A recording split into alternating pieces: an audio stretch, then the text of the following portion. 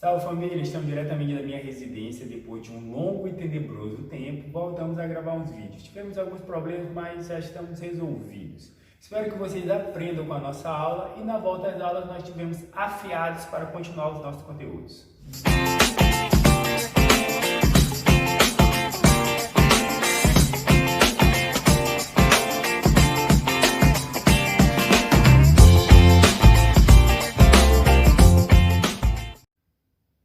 Hoje nós iremos falar sobre a natação.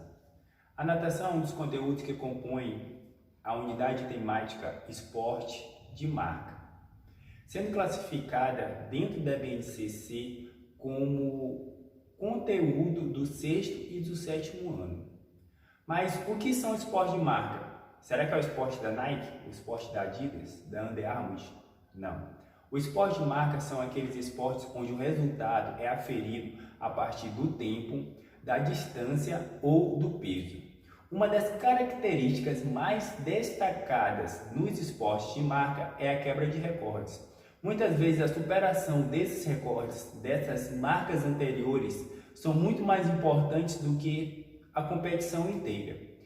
Para um sujeito atingir o nível de excelência nos esportes de marca, ele deve possuir alguma característica que o diferencia dos demais. No entanto, para que ele consiga alcançar bons resultados, exige um grande nível de treinamento. Existe uma teoria chamada prática deliberada, na qual, para que um atleta chegue à sua excelência, ele deve praticar mais de 10 mil horas. Então, para você que quer ser um atleta de ponta, deve treinar muito. Mas no mundo todo existem vários tipos de esporte de marca. Nós temos como exemplo todas as provas do atletismo, como o salto com vara. Ela é classificada como aferir uma altura, ou seja, quem for mais alto vai ganhar. Outro exemplo de esporte de marca que nós temos o halterofilismo, ou levantamento de peso, ou levantamento olímpico, na qual é aferido o peso. Ou seja, quem levantar mais peso de acordo com a modalidade vai ser o campeão daquela prova. Nós também temos o ciclismo de velocidade, o ciclismo na pista, que é pelo tempo. Nós temos uma da Olimpíada do Gelo, que é a patinação de pista ou patinação de velocidade, na qual também é aferido o tempo. Nós também temos a canoagem, que é classificada como um esporte de marca, que também leva em consideração o tempo para saber quem foi o melhor. Então a gente pode entender que a natação é um esporte de marca, visto que a maioria, ou melhor, todos os resultados são aferidos a partir do tempo. Vence quem é o mais rápido. Mas o que é realmente natação? Natação é a capacidade que o homem e outros seres vivos possuem de se deslocar através de movimentos efetuados no meio líquido, mar, piscina, lago, geralmente sem uma ajuda artificial.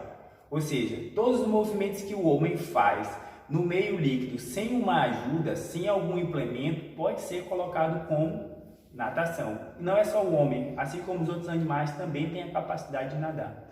Mas falando um pouquinho da história da natação, quando é que surgiu essa modalidade? O surgimento dessa modalidade conta com os nossos ancestrais, lá no período pré-histórico, lá na Pedra Lascada, lá onde os homens precisavam ser mais fortes, ou seja, eles não tinham que ter apenas a sua inteligência, não tinham uma força física muito grande comparado com os outros animais, mas eles tinham que ser inteligentes. E fizeram uso da natação justamente para conseguir sobreviver naquela época, não só de fugir dos seus predadores, mas também de conseguir alimentos. E desde esse tempo há indícios da prática da natação. Há registro da natação também no Egito Antigo, onde essa prática esportiva era colocada pelos nobres, ou seja, eles tinham em mente que a natação favorecia tanto o corpo quanto a mente deles. E a maioria dos nobres, eles praticavam natação no intuito de melhorar as suas capacidades. Também há registro da natação na Grécia Antiga, que foi usada não apenas como forma de melhorar a sua capacidade física ou melhorar a sua saúde, ela também foi colocada como treinamento para melhorar a capacidade física dos soldados daquela época. Mas só que a natação, com o decorrer do tempo, ela foi aliada a alguns problemas que estavam decorrentes na sociedade.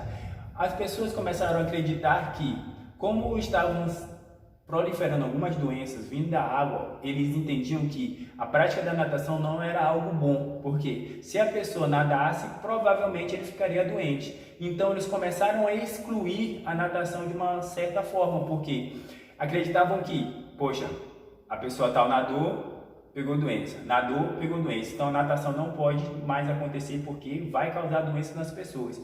E por um longo período a natação foi colocada de lado. Só com o rei Luís XIV da França que ela voltou a ser um esporte nobre, um esporte reconhecido pelos seus benefícios, onde o Luís XIV da França ele criou a primeira piscina comunitária.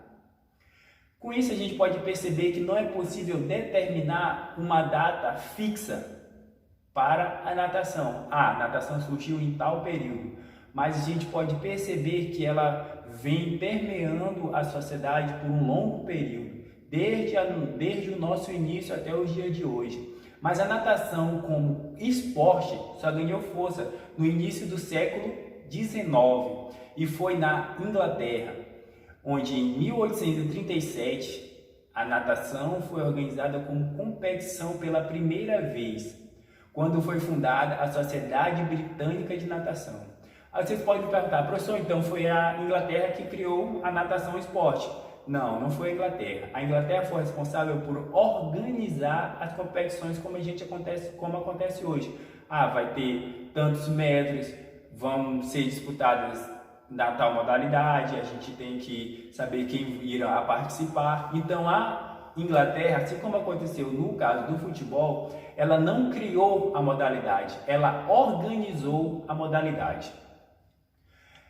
Com o decorrer do tempo, nesse período de organização de competições na Inglaterra, onde eles nadavam em rio, onde as competições, na maioria das vezes, eram em grande distância, por exemplo, 1.500 metros, o nado que era mais utilizado era o nado peito.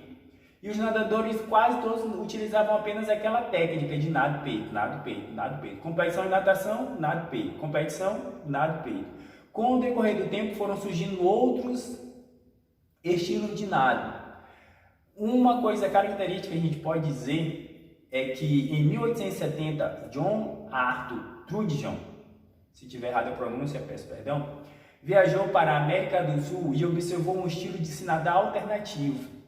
Ele levou esse novo estilo para a Inglaterra, onde recebeu o seu nome e atualmente esse estilo é reconhecido como o crawl, com a pernada de tesoura, ou seja, a América do Sul teve uma importância muito grande para a natação, porque foi através da observação das pessoas que aqui moravam que houve um avanço quanto à criação de um novo estilo de nado.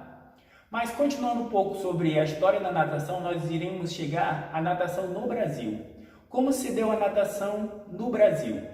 A natação foi introduzida oficialmente no Brasil no dia 31 de julho de 1897, quando foi fundada a União de Regatas Fluminense. Ou seja, naquele momento, depois de um longo período que já estava sendo organizado competições lá na Inglaterra, que foi chegado no Brasil. E eles tiveram toda uma organização. Essa União de Regatas Fluminense contava com alguns clubes que eram praticamente clubes de remos, para tanto que tinha o Botafogo, tinha o Flamengo, tinha o próprio Fluminense, que tem o nome da União de Regatas, e eles resolveram implementar a natação dentro do Brasil. Com o avançar dessa união, eles tiveram em 1898, promoveram o primeiro campeonato brasileiro de natação. Só que foi uma competição que já tinha apenas uma prova, que era de 1.500 metros.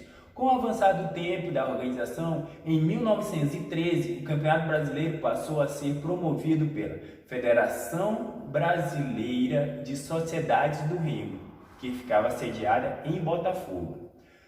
Em 1914, o esporte e competições do Brasil começaram a ser controladas pela Confederação Brasileira de Desportos. Somente em 1935 que as mulheres puderam entrar oficialmente nas competições, e destacam-se nesse período a Maria Lenk e a Piedade Coutinho. Vamos falar um pouquinho sobre a Maria Lenk. A Maria Lenk é um grande nome da natação brasileira. Ela é filha de imigrantes alemães. Começou a nadar por ideia do seu pai, Paulo Lenk, com o intuito de fortalecer os seus pulmões, visto que ela tinha sofrido de pneumonia dupla. Aos 15 anos, ela começou a competir, participando da Travessia de São Paulo, na prova na qual ela, competição na qual ela ganhou nos anos de 1932, 1933, 34 e 35, ano em que ela deixou a capital paulista. Em 1932, ela participou da sua primeira Olimpíada, competiu em 3 provas, na prova de 100 metros livres, 100 metros costas e 200 metros peito. Seu melhor resultado foi o 8º lugar nos 200 metros. Mas isso não foi o grande valor ou o grande reconhecimento. Ela ganhou só o 8º lugar, então não tem importância para isso. Não. A grande importância de Maria Lenk participar dessa Olimpíada foi o fato de que ela foi a primeira mulher da América do Sul a participar dos Jogos. E com isso ela começou a se desenvolver. Ela percebeu nesse ano, na sua participação de 1932, que a gente precisava treinar mais. Então ela resolveu melhorar os seus treinos, continuou a desenvolver o seu nado, participar de competições, para tanto que conseguiu a vaga na sua segunda Olimpíada, em 1936. Dessa vez ela não participou sozinha, ou melhor, não era a única mulher brasileira a participar. Já teve mais 4 atletas que participaram juntamente com ela. E assim ela encerrou a sua última participação em Jogos Olímpicos, visto que em 1940 não houve Jogos Olímpicos devido à Segunda Guerra Mundial, e em 1944 ela já não nadava mais. O grande momento da sua carreira foi em 1939, quando ela quebrou 2 recordes mundiais, nos 400 e no 200 metros peito. O primeiro foi quebrado na piscina do Botafogo, com o tempo de 6 minutos, 15 segundos e 80 milésimos. E o segundo foi batido na piscina do Fluminense, com o tempo de 2 minutos, 56 segundos e 90 milésimos. Sobre os estilos de nado que nós conhecemos atualmente, tem o nado crawl, o nado peito, o nado costa e o nado borboleta. O nado crawl, como vocês já sabem, ele possui uma origem na América. O que aconteceu? Na América, depois, como eu disse para vocês já no vídeo, o John Trudent, ele trouxe para a Inglaterra. Então, ele teve uma adaptação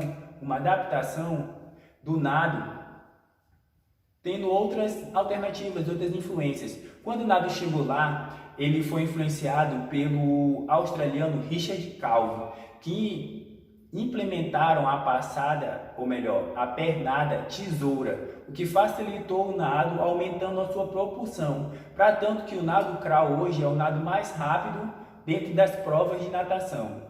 O nado peito, ele foi o primeiro, como eu já disse para vocês, e ele foi idealizado pelo francês Tervenal no ano de 1696.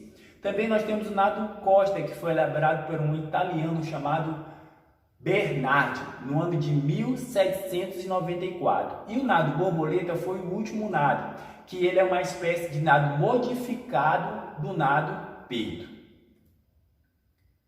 Então, gente, espero que vocês tenham entendido. Esse foi o nosso vídeo sobre o histórico da natação e os seus estilos de nado. Espero que vocês tenham curtido. Dê um like, se inscreve no canal para a gente fortalecer o nosso trabalho, para a gente estar trazendo mais vídeos para vocês. Espero que vocês sejam felizes. Em nome de Jesus, amém.